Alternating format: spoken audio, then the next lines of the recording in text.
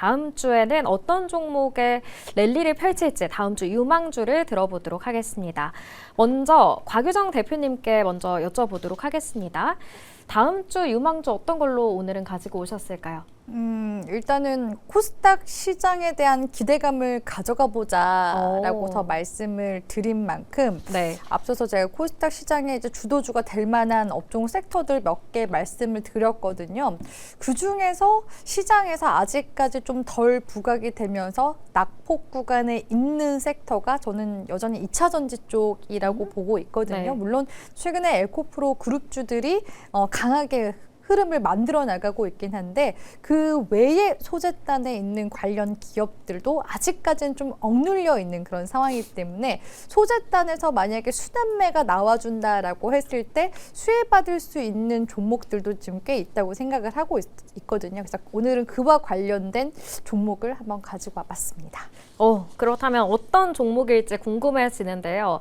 어떤 종목일까요? 네, 오늘 제가 가지고 온 종목은 네. 포스코 퓨처엠 가지고 왔습니다. 앞서서 그 리튬 가격 관련해서 정말 말씀 많이 주셨고 최근에 이제 중국 쪽에서 계속해서 그 정책에 대한 변화들이 지금 많은 상황이죠. 중국이 4월부터 배터리 제품의 부가세 환급률을 이제 9%에서 6% 정도로 낮췄습니다. 태양광 쪽에서도 마찬가지였는데요.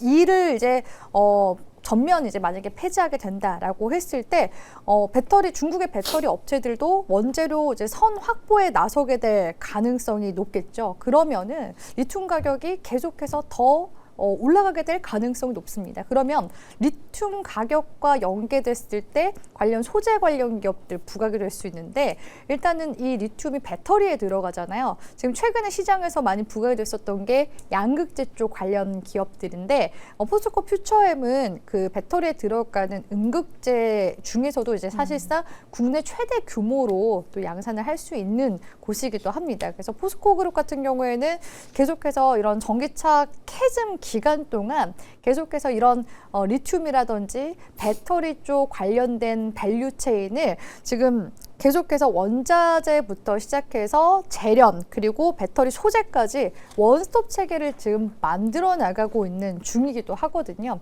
그렇기 때문에 관련 이제 기대감 속에서 2차 전지 쪽 하면은 포스코 그룹주 당연히 저는 보셔야 된다라고 생각을 하고 있고 특히 이 포스코 그룹 같은 경우에 2018년도부터 리튬 사업 쪽에 계속해서 투자를 단행해 왔었거든요. 근데 지금 증권가 쪽에서 올해부터는 본격적인 수익화 단계에 들어갈 것이다라는 그런 관련 전망들이 나오고 있는 상황이기도 합니다. 포스코 홀딩스 같은 경우에도 지금 2차 전지 소재 사업에 올해에만 거의 한 2조 6천억 정도 쓸 계획을 밝히기도 했었고요. 특히 지금 리튬 분야 쪽에 많은 자금을 이제 투입을 할 예정이라고 하는데 올해 상반기 호주 광산 기업인 미네랄 리소스의 지분 인수에 있어서 1조 원 정도를 일단은 투자를 1차적으로 단행을 하고 또 1분기 중에는 포스코 아르헨티나를 통해서 캐나다 자원 개발업체인 리튬 사우스의 리튬 자원 인수에도 자금을 쓸 예정이라고 합니다. 그만큼 지금 이제 해외 쪽 투자가 많이 이루어지는 만큼 이 리튬 사업 역시도 이제 본격적으로 변곡점을 맞지 않을까라고서 기대를 해볼 수 있을 것 같고요. 이런 지금 상황 속에서 포스코 퓨처엠 역시도 같이 함께 동반해서 시장에서 부각을 받게 될 가능성이 높기 때문에 오늘은 포스코 퓨처엠을 가지고 왔습니다. 그래서 포스코 퓨처엠 기술적인 구간들도 사실 저는 굉장히 좀 중요하게 보는데 포스코 퓨처엠은 최근에 연기금 쪽에서 일단 수급이 계속 연이어서 들어온 모습들 관측이 되고 있고요. 그리고 최근에 외국인 쪽에서도 수급이 이따금씩 들어와주고 있는 모습들 보여지거든요. 기술적인 흐름들을 보면 지난 10월 달에 최고가 구간 일봉상으로 봤을 때 26만 원 구간대 한번 찍어줬었는데요. 이 구간대가 1차적인 제가 봤을 때 매물대 부근이라고 보고 있습니다. 그래서 단기적으로 26만 원 구간대 돌파해주게 된다면 올해 계속해서 상방 추세 쭉 이어나갈 가능성 높다고 보고 있기 때문에 1차 목표가는 26만 원 구간대 제시 도와드리고요. 손절가 같은 경우에는 지금 현재 구간에서 마이너스 10% 내외 구간 짧게 잡아드린다고 가정했을 때 20만 원 제시하도록 하겠습니다. 네, 곽유정 대표님의 포스코 퓨처엠을 만나봤습니다. 다음 주 유망주였고요. 그렇다면 이화진 차장님은 어떤 종목에 집중하시는지도 궁금합니다. 네, 저는 일단 메디포스트를 이제 가지고 왔는데, 뭐 이 회사는 이제 뭐 줄기세포 뭐 관련주죠, 카티스템을 이제 임상을 진행하고 있는 회사고, 뭐 우리나라는 이미 국내는 2013년, 14년쯤에 출시가 됐습니다. 그러면서 일본과 이제 미국 같은 경우는 임상 진행하고 있는데 이제 프리패스가 됐죠. 임상 이상 자체가. 왜냐하면 이제 이미 국내에 있고 판매를 하고 있고 이제 그런 시판 허가와 임상 데이터를 기반으로 임상 이상은 바로 프리패스가 됐고, 일본이 작년 11월 달에 임상 3상이 마무리가 됐습니다. 그러면 이제 2분기 내에 이제 그 임상 3상과 관련된 결과가 나올 텐데, 제가 알고 있기는 4월로 추측을 하고 있습니다. 4월에 아마 데이터가 나올 것 같아요. 그러면은 최근에 이제 애플이 바이오처럼 그런 흐름이 좀 나올 가능성이 좀 굉장히 크고, 지금 이제 만약에 이제 풍목화가 승인이 나오고 실제 내년부터 일본에서의 카티스템 기업 가치는 시장에서 보는 건 한 6,800에서 7,000억 정도 보는 것 같아요. 지금 이제 메디포스트가 시가총액이 8,800억입니다. 일본 자체만으로도 이미 6,800 정도 가치를 받고 있고, 이게 최근에 주가가 올라왔던 거는 미국의 인상 3상, 이제 IND 신청이 승인이 났죠. 그러면 미국도 이제 올해 하반기나 내년 상반기까지 이제 임상 3상이 이제 진행이 될 텐데, 일단은 일본이 제일 커요. 그러면 미국이 통과되면 미국도 대략 한 5천억 정도 수준입니다. 둘이 합쳐서 이제 대략 한 1조 2천억 대한 기업 가치를 받을 수 있겠죠. 지금 제일 중요한 거는 지금 지분을 35% 보유하고 있는 이제 크레센도와 이제 스카이레이크라는 두 이제 컨소시엄 회사가 있는데 지분 35%를 보유하고 있어요. 전환 우선주가 주식 전환되게 되면 45% 지분을 보유하고 있죠. 그런데 이 회사가 최근에 임상과 관련된 지원금 1,000억을 싸줬습니다. 그러니까 임상과 관련해서도 굉장히 큰 자신감이 좀 있는 상황이기 때문에 제가 봤을 때는 올해 상반기와 올해 하반기에는 메디포스트에 좀 집중해볼 필요가 있지 않을까. 지금 가격도 충분히 매력적이다 말씀드리겠습니다. 다음 주 유망주를 넘어서 이번 상반기의 유망주가 될 수 있을 것 같습니다. 메디포스트에 대한 기대감 들어봤습니다. 이렇게 두 전문가님들의 다음 주장 유망주를 들어봤고요. 이어서 다음 주 일정도 함께 살펴보도록 할게요. 다음 주는 잘 아시겠지만 설 연휴로 월, 화, 수 우리 증시가 쉬어갑니다. 구체적으로 확인해 보시죠. 그런 가운데 월요일에는 중국과 대만, 미국도 휴장이고요. 또 목요일로 바로 넘어가 보니까 미국의 FOMC 회의록이 공개되는 일정이 있습니다.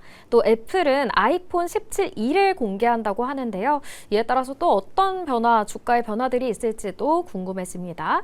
그리고 마지막 금요일에는 미국의 옵션 만기일이기도 하고요. 미국에서는 12월 PC 물가지수가 발표되는 날입니다. 이렇게 다음 주 일정 간략하게 살펴봤고요. 그렇다면 다음 주 전략도 세워봐야겠죠. 특히 먼저 반도체에 대한 얘기를 좀 해보고 싶습니다. 어제 미 증시에서 AI 공포가 퍼지면서 뉴욕 증시가 일제히 하락하기도 했잖아요. 나스닥은 특히나 2%대 떨어지는 흐름 보여줬는데 AI 공포로 좀 조정이 나오고 있는 상황에서 다음 주 반도체 주들이 좀 눌린다면 더 담아야 할지 아니면 좀 보수적인 접근이 필요할지 궁금합니다. 유정 대표님께 한번 먼저 여쭤보도록 할게요. 네, 그러니까 최근에 미국 증시에서 빠지고 있는 반도체 쪽 업종 섹터 단에 있는 종목들이 자세히 들여다보면 소프트웨어 쪽이 많이 빠지고 있는 상황이거든요. 그러니까 사실 소프트웨어 쪽이 지금 약세의 흐름을 받을 수밖에 없는 게 하드웨어 쪽이 워낙 지금 강한 상황입니다.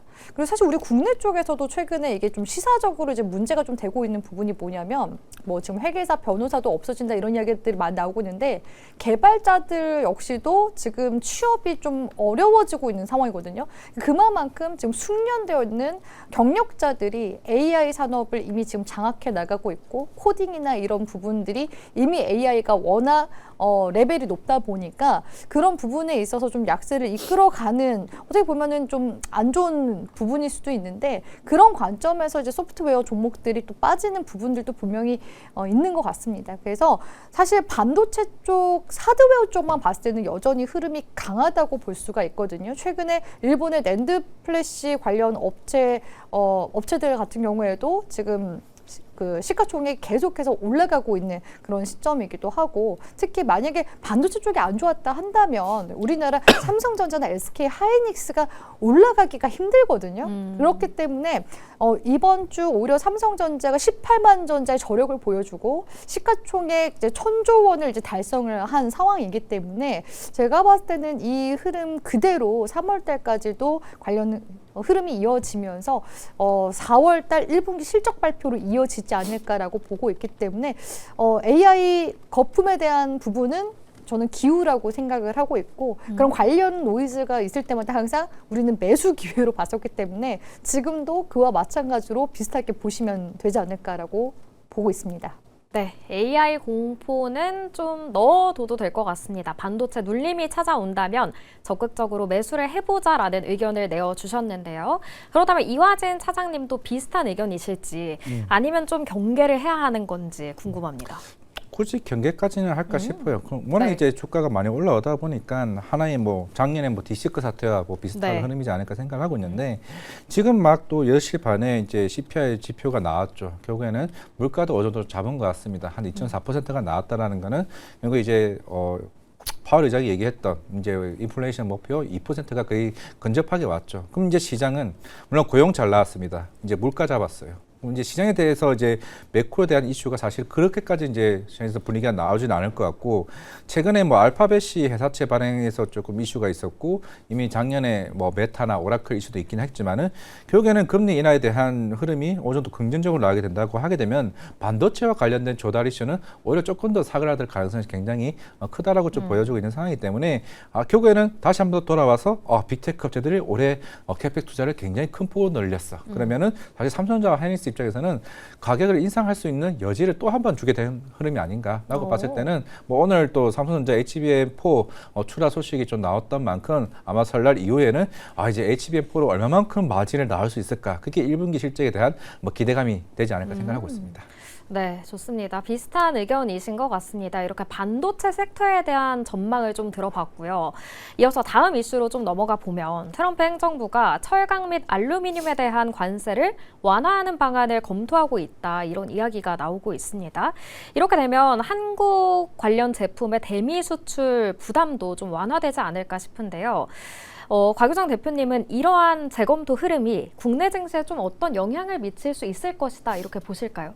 일단은 코스피 최근에 시장을 주도해 나가고 있는 업종 섹터가 반도체, 그리고 자동차 업종, 그리고 금융 지주사 라고 보고 있습니다. 그래서 철강 알루미늄 관세가 완화된다라고 했을 때 가장 사실 수혜를 받을 수 있는 업종군은 자동차거든요. 물론 최근에 자동차 관련 업종 종목들, 특히 현대차를 중심으로 해서 로봇 쪽으로 지금 그 재평가가 되고 있긴 하지만 본업에 대한 부분에 있어서는 이런 부분들이 리스크 해소로 가게 될 가능성이 높기 때문에 현대차, 기아차 쪽으로 수급이 좀 더 쏠릴 수 있을 만한 유인거리가 될 수 있지 않을까라고서 판단하고 있습니다.